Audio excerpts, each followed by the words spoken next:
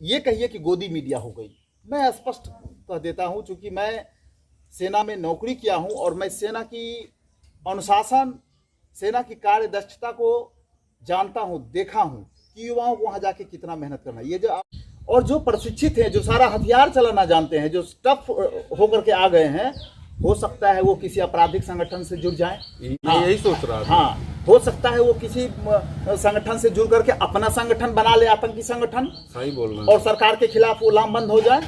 आप कहे ना ये बात, मेरे आगे की थाली आप छीन लीजिएगा और आप मुझसे कहिएगा कि मैं हाथ पे रख के बैठा रहूं, तो जरा अशोभनीय लगता है। जो बच्चे आज आंदोलन में हैं, इनके पीछे कौन है उसको छोड़ दीजिए। जो बच्चे वास्तव में आंदोलन पे है ना, कभी वो बच्चा बनकर के देखिए। हाँ, रोया खड़ा हो गया, देख लीजिए आप उन बच्चे को देख करके। उन बच्चे को, जो बच्चा तैयारी किया, आपको पता होना चाहिए बीआरओ में 1.5 साल से बच्चे सिलेक्टेड हैं, उनको ज्वाइनिंग लेटर अभी तक नहीं मिला है। से बच्चों के भविष्य के साथ खिलवाड़। आप एक तरफ कहिएगा कि मेरा देश 60% युवाओं का देश है, और दूसरी तरफ आप युवाओं को पैर के नीचे रौंदना चाहेंगे।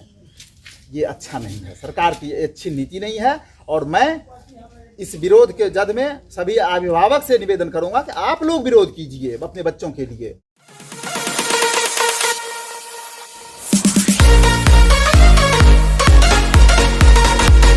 नमस्कार, आप देख रहे हैं सूचना केंद्र और मैं हरिराम यादव। आज बैठा हूं, साथ में हमारे भवेश कुमार मिश्रा जी हैं और ये पूर्व सैनिक भी रह चुके हैं और अभी बेगूसराय जिले के मीडिया प्रभारी है सैनिक संघ की, पूर्व सैनिक संघ की। हम इन्हीं से बातचीत करते हैं कि जो अभी के डेट में देश के अंदर अग्निवीर योजना के तहत सेना की बहाली की जा रही है, भर्ती ली जा रही है, इससे ये क्या समझाना चाहेंगे इस देश को कि आखिर ये जो योजनाएं चल रही है क्या यह सही है?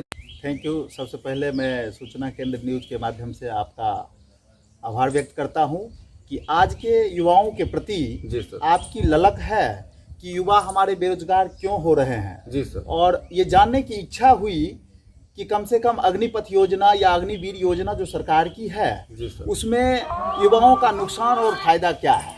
जी, ये आपका बिल्कुल सही कहना हुआ। मैं इस विषय पे आऊं उससे पहले मैं आपसे कह देता हूं कि आप अकेला ही कुछ एक मीडिया चैनलों में आप एक शुमार में हैं कि आप ये जानकारी लेना चाहे। प्रायः मीडिया चैनल जी सर, ये कहिए कि गोदी मीडिया हो गई। मैं स्पष्ट कह देता हूं, चूंकि मैं सेना में नौकरी किया हूं और मैं सेना की अनुशासन, सेना की कार्यदक्षता को जानता हूं, देखा हूं कि युवाओं को वहां जाके कितना मेहनत करना है। ये जो अब आ जाइए इसी पे, अग्निपथ योजना जो अग्निवीर सरकार की योजना है जी, इसमें 4 साल कहने का मतलब है कि प्रशिक्षण मिला करके 4 साल, प्रशिक्षण मिला करके 4 साल। हाँ यस, ट्रेनिंग को उसमें जोड़ दीजिए तब 4 साल। पे स्ट्रक्चर जो इन्होंने अलग अलग किया है कि पहले साल ये होगा वो होगा और आखिरी साल में 40,000, उसमें 10% आपका डिडक्ट हो जाएगा जो कटेगा और वही जोड़ करके आपको मिल जाएगा। 5 साल तक रिक्रूट रहता है सैनिक। जब हम लोगों ने ट्रेनिंग किया था ना, तो फर्स्ट यूनिट जब खत्म काट लेते थे तब हम सेना को समझ पाते थे कि सेना होता क्या है। सेना की एक अपनी गोपनीयता होती है जो हर जगह गोपनीय होता है, कहीं डिस्क्लोज नहीं किया जाता है उस चीज को। क्योंकि बहुत ऐसे इक्विपमेंट होते हैं, बहुत ऐसे हथियार होते हैं जो सेना में जाकर के हम देखते हैं और सीखते हैं, और उसकी जानकारी को हम कहीं आम सार्वजनिक नहीं कर सकते आम जनता के बीच में, क्योंकि वो मेरे मातृभूमि की रक्षा की चीज है। और वतन के प्रति जितना वफादार भारतीय सेना, एयरफोर्स, नेवी, आर्मी होता है, उतना वफादार आज के डेट में कोई नहीं है। सही बोल रहे हैं। मैं किसी के ऊपर ब्लेम नहीं करता कि सीएपीएफ देशभक्त नहीं, सीएपीएफ भी देशभक्त है अपनी जगह, वो भी देशभक्त हैं, लेकिन उनकी वो जिम्मेदारी नहीं है जो सेना की जिम्मेदारी है। उनके पास वो इक्विपमेंट नहीं है जो सेना के पास इक्विपमेंट है। सेना को तो 5 साल, एक रिक्रूट जो ट्रेनिंग करके जाता है उसको 5 साल लग जाता है सैनिक बनने में, और तब जाके वो सैनिक बनता है। और यहाँ 4 साल में अगर उसको वापस कर देंगे 75%। अब देखिए इसमें लूप होल क्या है। लूप होल ये है कि आप 100 को लिए, आप 100 में 4 साल के बाद आप 75 को किक आउट कर दीजिएगा। फौजी भाषा में किक आउट कहते हैं, इस 75 को किक आउट करना हुआ। 25% मैं कहता हूं कि आज का जो परिवेश बना हुआ है ना, कि जो चमचागिरी करता है, जो किसी की सेवादारी करेगा, वो 25% उसमें रह जाएगा। क्योंकि आपको याद होगा कि लालू यादव ने कभी कहा था दिल्ली में कि सेना का जवान तो दिल्ली में कुत्ता घुमाता है। वो सिस्टम लालू जी के कहने से बंद नहीं हुआ था, कुछ कम हो गया था और आज फल फूल रहा है, वैसे हो रहा है। तो ये 25% वैसे ही लोग उसमें सेना में रह जाएंगे। बहाना टेस्ट का होगा कि हमने टेस्ट दे करके 25% को रख लिया, लेकिन ऐसा कुछ नहीं होगा। मतलब आप सर ये कहना चाहते हैं कि जो सेना में जो भर्तियां हो रही है जिसमें 25% लोग बचेंगे, वो मतलब कि जो चाटुकारिता करने वाले लोग होंगे या मतलब कि उनके जो वफादार होंगे, जो नेताओं के वफादार होंगे, वही लोग रह जाएंगे। देखिए, नेताओं के वफादार का सेना में कोई गुंजाइश नहीं है, क्योंकि सेना और नेता दोनों अलग अलग चीज है। तो इसमें नेताओं का वफादार का, नेताओं का कहीं कोई पैरवी नहीं होगा, क्योंकि सेना अपने आप सक्षम संस्था है इस देश का और भारतीय सेना के पराक्रम को पूरा विश्व लोहा मानता है। ये बात आप देखे होंगे, चाहे वो हम सर्जिकल स्ट्राइक किए हों, उसके बाद भी हमने 2 स्ट्राइक किया है। आप देखे होंगे कि हमारे सैनिक कितने सक्षम हैं। हम कारगिल विजय जो लिए थे 26 जुलाई को, कारगिल युद्ध जो हुआ था, उसमें भी हमारे सैनिक पैरा ड्रॉप हुए थे। हम बहुत सक्षम हैं। भारतीय सेना अपने आप में बहुत पराक्रमी सेना है। इसमें नेताओं का कोई गुंजाइश नहीं है कि नेता का पैरवी चलेगा। लेकिन वहां जो है, हम जो अपने अधिकारी के, अगर चाटुकारिता की आपने बात, अधिकारियों की बात कर रहे हैं, तो वहां अगर हम चाटुकार निकले तो हमारे साथ आप भर्ती हुए तो आप किक आउट होइएगा, मैं रह जाऊंगा। ऐसा हो सकता है, मैं ये नहीं कह रहा हूं कि ऐसा होगा, लेकिन ऐसा हो सकता है क्योंकि कुछ एक्सट्रीम लाइन में मैंने देखा है कि ऐसा भी होता है। बहाना टेस्ट का होगा। अब बताइए, 75% जो बच्चे बाहर आ गए 4 साल में, 18 साल में, 19 साल में जो लड़का सेना में चला गया, 4 साल के बाद 23 साल में वापस आएगा। 4 साल वो सेना की ट्रेनिंग इतनी टफ और इतना बढ़िया होता है कि वो आदमी उसमें रम जाएगा। उसको पढ़ाई से कोई मतलब नहीं होगा। सरकार खूब बहाना बना रही है कि मैट्रिक वाले को लेंगे तो हम उसको इंटर पास करा देंगे, इंटर वाले को लेंगे तो हम 4 साल में बीए करा देंगे। खैक कराइएगा बीए, आप कुछ नहीं कराइएगा। पढ़ेगा कि वो काम करेगा। मैं भी बीए हूँ सेना का, लेकिन उस डिग्री का सिविल में वैल्यू बहुत कम है, नहीं माना जाता उस डिग्री को। सेना की डिग्री को नहीं माना जाता है। आप बिहार की बात करें, मैं बिहारी हूं, बिहार के सैनिक संघ का मैं प्रभारी भी, मीडिया प्रभारी का काम कर रहा हूं बेगूसराय जिला का, और मैं देख रहा हूं कि बिहार सरकार में पूर्व सैनिक सारे के सारे उपेक्षित हैं। पूर्व सैनिकों को कोई सुविधा नहीं है, जबकि बाकी राज्य में पूरा का पूरा सुविधा दिया जाता है। आज बेगूसराय का लेफ्टिनेंट शहीद हुआ, उसको अभी तक कोई सुविधा, उसके परिवार रो रहे हैं, सड़क पे आकर के आंदोलन करने को बाध्य हो गए हैं। और उसी के साथ पंजाब का जो एक लड़का शहीद हुआ, शायद मनदीप नाम है, उसको सारा वेलफेयर मिल गया। तो जब 4 साल बाद ये 75% युवा जो बाहर आएंगे, अब जो है मैं आपसे ये कहता हूँ, जो 75% बच्चे बाहर आ गए, 75% बच्चे के प्लेसमेंट के लिए मैं आपके चैनल के माध्यम से सरकार से निवेदन करूंगा कि अगर आप ये कह रहे हैं कि ये बच्चे सीएपीएफ में चले जाएंगे, like that SSB, BSF, CRPF, CISF, Assam rifle या बिहार पुलिस, तो पहले बात तो आप लिखित आश्वासन नहीं दिए हैं, पूरा कैबिनेट की लिखित नहीं दिए हैं। दूसरी बात, सेना की स्ट्रेंथ जितना है, अगर उसका 75% बच्चे निकलते रहेंगे, उतना आपके पास सीपीएफ का स्ट्रेंथ भी नहीं है, तो उतने बच्चे को आप एंट्री नहीं लेंगे। अगर लेंगे तो फिर बाहर के बच्चे, आम बच्चे क्या करेंगे?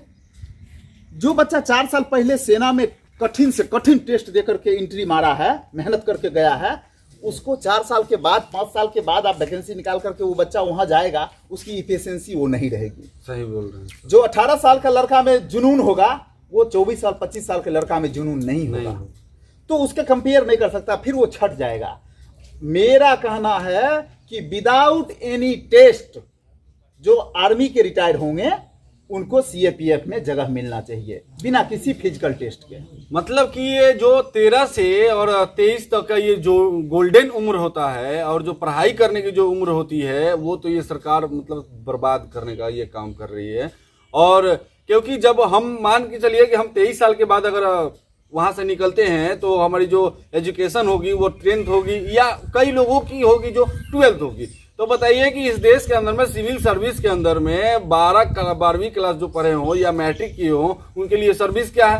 अगर आप बताएं कि जो देश के अंदर में ये लोग निकलेंगे, अगर ये तो जो 10 क्लास वाले लोगों का जो काम है, क्योंकि ये तो सेना में रहेंगे और सेना का जो एक स्टैंडर्ड होता है उस हिसाब से उनको काम करना होगा। तो क्या सर वो जो कंपनियों में या कई जगह पे वो क्या मजदूरी कर पाएंगे? क्या नहीं कर पाएंगे, मजदूरी नहीं कर पाएंगे। तो इससे तो करप्शन बढ़ेगा ना सर। हाँ, मेरे हिसाब से भी करप्शन ही बढ़ेगा, क्योंकि वो सीएपीएफ में इतना वैकेंसी नहीं होगा कि वो चले जाएंगे।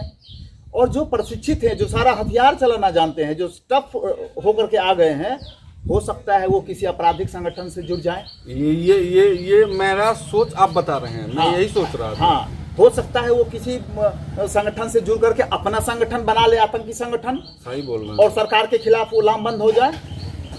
आज जो ये बच्चे आंदोलन कर रहे हैं, रेल रोक रहे हैं या सरकार को नुकसान, पहले तो मैं इन बच्चों से निवेदन करूंगा, वो भी आपके चैनल के माध्यम से, कि किसी भी सरकारी संपत्ति या किसी निजी संपत्ति का नुकसान करना आपका विरोध प्रदर्शन नहीं दिखाता है, वो आपकी अनुशासनहीनता दिखाती है। सही, तो काइंडली इस चीज से दूर रहें, नुकसान ना पहुंचाएं। किसी चीज का सरकारी संपत्ति हो, वो भी अपना ही पैसा का है, तो इस चीज को नुकसान ना पहुंचाएं। सरकारी संपत्ति को विरोध करना बिल्कुल अधिकार है, क्योंकि सरकार ने ये बहुत बड़ा तानाशाही नीति, कहिए दमनकारी नीति किया है कि 4 साल ये किसी भी कीमत में देश के युवाओं के हित का नहीं है। इसलिए इसका विरोध होना चाहिए। विरोध में मैं कहता हूं बच्चे से ज्यादा गार्जियन आए, अभिभावक जो हैं, जो बच्चे के माँ बाप हैं, जो भी हैं, वो आए आगे और अपना विरोध प्रदर्शन करें, बैठ जाएं, जाम कर दें, लेकिन क्षति न पहुंचाएं। नुकसान, जलाना, आग लगाना, तोड़फोड़ करना, किसी व्यक्ति के साथ मारपीट करना, वो अशोभनीय है। इससे आपका अनुशासनहीनता है और आपके ऊपर हो सकता है आप कानूनी जद में आ जाएंगे, क्योंकि सरकार का मोटिव है कि ऐसे नहीं तो ऐसे आपको परेशान कर देना है। ये बिहार पुलिस जो है वो भी तो हमारे ही बीच का जवान है ना, लेकिन देखिए डंडा कैसे मारती है। कल ये जवान जो आज भर्ती की लाइन में, हो सकता है वो बिहार पुलिस में चले जाएं। हाँ, ये तो है। तो कहने का मतलब है कि इनके साथ भी बेरहमी ना करे सरकार, और ये इनको विरोध प्रदर्शन करने का भारत में संवैधानिक अधिकार है। इनके विरोध प्रदर्शन में खलल भी ना डाले सरकार, और सरकार अपने निर्णय पे वापस आए। सरकार रोज पद खत्म कर देती है, आपको पता है। सरकार रेलवे का पद खत्म कर दिया, बहुते पद, लाखों से ऊपर पद खत्म कर दिया, बोला वैकेंसी खत्म करो। अब बताइए, जब पद, देश की आबादी बढ़ रही है और नौकरी आप खत्म कर रहे हैं, ये तो बेरोजगार, तो जब बेरोजगार लोग रास्ते पे रहेंगे तो क्राइम बढ़ेगा। यही तो सर समझ में नहीं आ रहा है कि देश की आबादियां दिन दुगुना रात चौगुना बढ़ रही है, लेकिन नौकरी की जो संख्या थी उसको पता नहीं क्यों कम किया जा रहा है। क्या करने का मोटिव है, ये लोगों को समझ में नहीं आ पा रहा। मैं सरकार से निवेदन करता हूं कि जिस तरह आप नौकरी को कम कर रहे हैं, जरा राज्यसभा के सांसद को कम कर दीजिए। एमएलसी की क्या जरूरत है? एमएलए है ना जी आपके नेतृत्व के लिए, तो एमएलसी की क्या जरूरत है? एमएलसी को खत्म करे सरकार। राज्यसभा सांसद की क्या जरूरत है? ये सब क्या है, जरा उसमें भी कम कर दीजिए। आप इतना दिन नौकरी करेंगे, 20 साल 30 साल, तब आपको पेंशन बंद कर दिया है, पेंशन नहीं मिलेगा। और ये एक बार जीत के जाएंगे एमएलए में, तो एमएलए का पेंशन, फिर गलती से इनका सौभाग्य सितारा चमक गया, एमपी बन गए, तो फिर एमपी का पेंशन, फिर राज्यसभा में चले गए, उसका भी पेंशन। तो इनको 3-3 4-4 पेंशन मिलेगा। और यहाँ जो नौकरी कर रहे हैं, जो इतना मेहनत करके अग्निवीर बनेंगे, उनको कोई पेंशन, उनको 4 साल में किक आउट कर दिया जाएगा। जो देश के सुरक्षा के लिए बॉर्डर पर, मैं तो कहता हूँ कि 15 साल अगर लगातार आप विधायक, एमएलए, एमपी रहे, या 3 टर्म आप कभी भी अपने लाइफ में विधायक, एमएलए, एमपी कुछ भी बन गए, तब 15 साल के बाद उनको पेंशन लागू होना चाहिए। एमएलए क्या मंगल ग्रह से आए हैं? राजनेता हमारे क्या बाहर से आए हैं जो उनको पेंशन मिलेगा और बाकी को पेंशन नहीं? ये सब सोचने की बात है। सेना को कमजोर किया जा रहा है। जब सेना कमजोर हो जाएगी तो देश को गुलाम करने की ये साजिश है सरकार की। मैं तो आपसे ये कहूंगा कि अगर 4 साल की ये जो इनका पॉलिसी है अग्निपथ अग्निवीर का, अगर उसको ये फुली इंप्लीमेंट कर देते हैं तो ये देश की सेना कमजोर हो जाएगी और देश गुलामी के कगार पे चला जाएगा। नहीं तो और भी अन्य देश में क्या है कि आप सिविल की नौकरी तभी ले सकते हैं जब आप फौज की नौकरी किए होते हैं। ये क्राइटेरिया दे दो। मास्टर, प्रोफेसर, किरानी, चपरासी, दुनिया भर की नौकरी है। सभी नौकरी वही कर सकता है जो 3 साल 4 साल सेना में नौकरी किया हो, जैसे बाकी देशों में है, वैसे कर दीजिए यहाँ भी। सर लेकिन जनसंख्या बताइए, यहाँ बहुत ज्यादा है ना। जनसंख्या चीन से तो ज्यादा नहीं ना। हाँ, ये तो चीन में 3 साल की नौकरी है, 3 साल की जो नौकरी किया वही फिर दूसरी नौकरी पा सकता है। अगर ऐसा हो तो सब, अगर सभी उससे बहुत बेनिफिट है। उससे मैक्सिमम आदमी जो है ट्रेन हो जाएगा, अपने देश के प्रति वफादार रहेगा, अपनी मातृभूमि के प्रति वफादार रहेगा। आज चाइना में देखिए, मैं सांप्रदायिक थोड़ा सा इसमें बीच में जोड़ देता हूं, मैं ऐसा कोई व्यक्ति नहीं कि मैं किसी हिंदू मुस्लिम का ये करता हूं। आज चाइना में बुर्का पहनना मना है, आज चाइना में दाढ़ी रखना मना है, आज चाइना में लाउड स्पीकर में नमाज पढ़ना मना है, तो कोई विरोध नहीं करते हैं मुसलमान। लेकिन यहां नुपुर शर्मा अगर कुछ सही बात बोल दी तो देखिए विरोध। ये तो देश को तबाह करने की साजिश है। मेरा सर, आपने इस बात को जोड़ दिया तो मैं भी इस बात में एक आपको बात कहना चाहता हूँ कि, और अपने जनता को, जो भी लोग मुझे सुन रहे हैं उनको एक बात बताना चाहता हूँ कि देखिए, अगर हम कोई विचार अगर आपके बीच रखते हैं, अगर कोई बातें हम अगर आपको कहते हैं, अगर आप उससे समर्थन नहीं है तो आप मेरे बातों को बातों से काउंटर कीजिए, ना कि उपद्रव मचाएं और ना कि लाठी भाला लेकर और तलवार लेकर और ईंट पत्थर लेकर रोड पे निकल जाएं। इससे तो बहुत सारे जनमानस को नुकसान भी होगा और आपको भी नुकसान इससे हो सकता है, क्योंकि आप भी यहाँ के रहने वाले लोग हो, आपको भी यहाँ रहना है। अगर नुपुर शर्मा ने कोई बयान दिया उस पर, आप भी उस पर बयान दे सकते हैं, अपनी बातों को रख सकते हैं, ना कि आप ईंट पत्थर लेकर रोड पे आ जाएं, ये उपद्रव मचाएं। ये तो क्या हुआ, एक तो ये इसको भी अंधभक्त कह सकते हैं हम। हाँ, देखिए, यही अंधभक्ति है। ये सब सांप्रदायिक उन्माद को बढ़ावा देने का तरीका हुआ। नुपुर शर्मा ने एज पर थॉट्स उन्होंने किसी के बयान को बताया है जो लिखित में है, तो उसको काउंटर आप लिखित से कीजिए। चलिए सर, फिर से बैक आते हैं इस मुद्दे पर। हाँ, आ जाइए, क्योंकि हम 4 साल के मुद्दे पर आप आ जाइए। 4 साल के मुद्दे पर हम आते हैं सर। और हमें लगता है कि सर, अगर जो भी लोग वहां से ट्रेंड होकर आएंगे और वो फुली ट्रेंड होंगे, जो आज उपद्रव मचा रहे हैं हमारे बच्चे, उपद्रव क्या, वो विरोध प्रदर्शन में कुछ गलत लोग के दिशा निर्देश पर कुछ गलत काम भी हो रहे हैं उसी के अंदर में। ये हम नहीं कर सकते कि हमारे बच्चे ही उपद्रव मचा रहे हैं, कुछ उसमें उपद्रव, सामाजिक तत्व भी हैं, सामाजिक तत्व भी उसमें सम्मिलित हैं उस उपद्रव को बढ़ाने के लिए। तो हम बच्चों को ज्यादा हम दोषी नहीं कहेंगे। बच्चों को ये समझना है कि किनको साथ में हमें आंदोलन करना है और किस मुद्दे पर आंदोलन करना है और हमें करना क्या है। अगर कोई आपको बहकाए तो आपको बहकना नहीं है, आपको जो करना है, आपको विरोध प्रदर्शन करना है, आप कीजिए, वो आपका अधिकार है। लेकिन आपको निजी संपत्ति किसी की तोड़फोड़ करना या सरकार की संपत्ति को नुकसान पहुंचाना ये कतई उचित नहीं है। और मेरे मुद्दे पे आते हैं। आप कहे ना ये बात, मेरे आगे की थाली आप छीन लीजिएगा और आप मुझसे कहिएगा कि मैं हाथ पे रख के बैठा रहूं, तो जरा अशोभनीय लगता है। जो बच्चे आज आंदोलन में हैं, इनके पीछे कौन है उसको छोड़ दीजिए। जो बच्चे वास्तव में आंदोलन पे है ना, कभी वो बच्चा बनकर के देखिए। हाँ, रोया खड़ा हो गया, देख लीजिए आप उन बच्चे को देख करके, उन बच्चे को, जो बच्चा तैयारी किया, आपको पता होना चाहिए बीआरओ में 1.5 साल से बच्चे सिलेक्टेड हैं, उनको ज्वाइनिंग लेटर अभी तक नहीं मिला है। क्या पर भरोसा कि 1.5 साल के बाद उस बच्चे को ज्वाइन करा देगी सरकार? कोई भरोसा नहीं है। उनके परिवार को जाके पूछिए कि जिनके बेटा को नौकरी हो चुका है और ज्वाइनिंग लेटर नहीं मिला है, क्या गुजर रहा है उनके ऊपर। और सरकार यही कर रही है, लाचार और बेबस कर रही है जनता को, समझ गए। इसलिए मैं आपके माध्यम से चाहूंगा कि ये जल्द से जल्द ये खत्म हो जाए। अग्निवीर योजना, अग्निपथ योजना जो सरकार का है, ये वापस सरकार निर्णय ले और जैसे सेना था वैसे करे। नहीं तो अग्निवीर ही योजना अगर लागू कर रहा है तो 4 साल के बाद सिविल के जितने भी सर्विसेज हैं सभी में अग्निवीर को ही प्रायोरिटी दे, या फिर ये नियम बना दे औरों देश की तरह कि जो सेना की 3 साल 4 साल नौकरी किया है वही सिविल की नौकरी कर सकता है। सीएपीएफ में डायरेक्ट एंट्री दे दे कि जो भी अग्निवीर योजना से बच्चे आएंगे उनको बिना किसी टेस्ट के आप सीएपीएफ में ज्वाइन करेंगे। ये एक तरीका हुआ, ये तरीका हुआ। नहीं तो बच्चे विरोध कर रहे हैं, बच्चा का विरोध बिल्कुल जायज तो है। पूरे देश में डिक्टेटरशिप कह सकते हैं। डिक्टेटरशिप चल ही रहा है बॉस। लोगों ने, जनता ने ये सोच के वोट नहीं दिया था। आप कृषि कानून को नहीं देखे, वो भी डिक्टेटरशिप था। अब बैकफुट पे आई सरकार। तो कुछ जो, मैं सीए का समर्थन करता हूं, मैं एनआरसी का समर्थन करता हूं, मैं आपके न्यायालय का समर्थन करता हूं, लेकिन इस ढंग से बच्चों के भविष्य के साथ खिलवाड़। आप एक तरफ कहिएगा कि मेरा देश 60% युवाओं का देश है और दूसरी तरफ आप युवाओं को पैर के नीचे रौंदना चाहेंगे, ये अच्छा नहीं है। सरकार की अच्छी नीति नहीं है। और मैं इस विरोध के जद में सभी अभिभावक से निवेदन करूंगा कि आप लोग विरोध कीजिए अपने बच्चों के लिए, लेकिन सरकारी संपत्ति का नुकसान मत कीजिए, किसी के निजी संपत्ति का नुकसान मत कीजिए, किसी के जान माल का नुकसान मत कीजिए। और जो मरीज हैं, पेशेंट हैं, उनको आवागमन पे डिस्टर्ब मत कीजिए, उनको आने जाने दीजिए, हॉस्पिटल को चलने दीजिए। लेकिन जो सरकार की जो नीति है इसका विरोध होना चाहिए। देखिए अब जैसे सरकार बेवकूफ़ बना रही है ना जनता को कि CAPF में चले जाएंगे। सेना के स्ट्रेंथ मुझे लग रहा है 13 लाख के आसपास है जी जी, और CAPF कहीं भी आप जोड़ लीजिए 13 लाख नहीं है, तो फिर हमारे बच्चे जाएंगे कहाँ?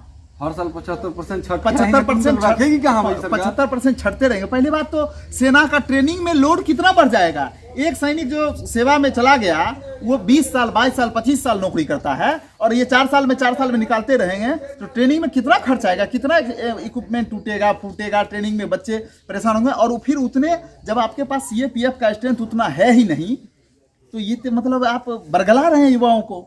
बच्चे कहाँ जाएंगे? CAPF में उतना है ही नहीं स्ट्रेंथ।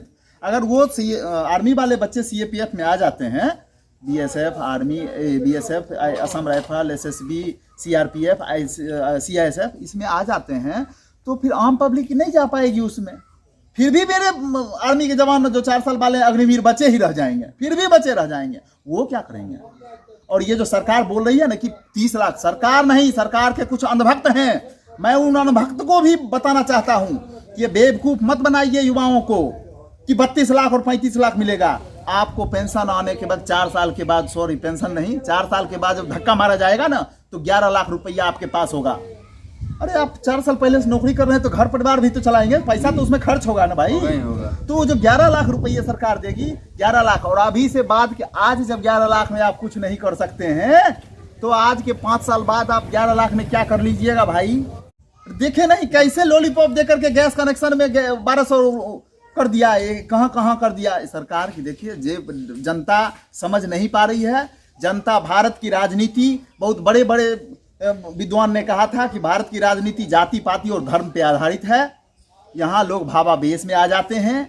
नई सरकार की पॉलिसी है सर्जिकल स्ट्राइक करा करके भी वोट लेना। पुलवामा जैसे घटना की जांच नहीं होगी, जो भी होगा वो होता रहेगा। देश यूं ही चल रहा था, चलता ही रहेगा। और कहीं ये विश्व ऐसे ऐसे करके विश्वगुरु बनाएंगे देश को, चौपट कर देंगे, चौपट। हाँ, खत्म कर रहे हैं। हाँ, ये चौपट कर रहे हैं। विश्वगुरु था कभी भारत, हाँ। जब 10,000 विद्यार्थी हमारे नालंदा विश्वविद्यालय में पढ़ते थे। तक्षशिला यूनिवर्सिटी। हाँ, तक्षशिला था, विक्रमशिला था, तब था।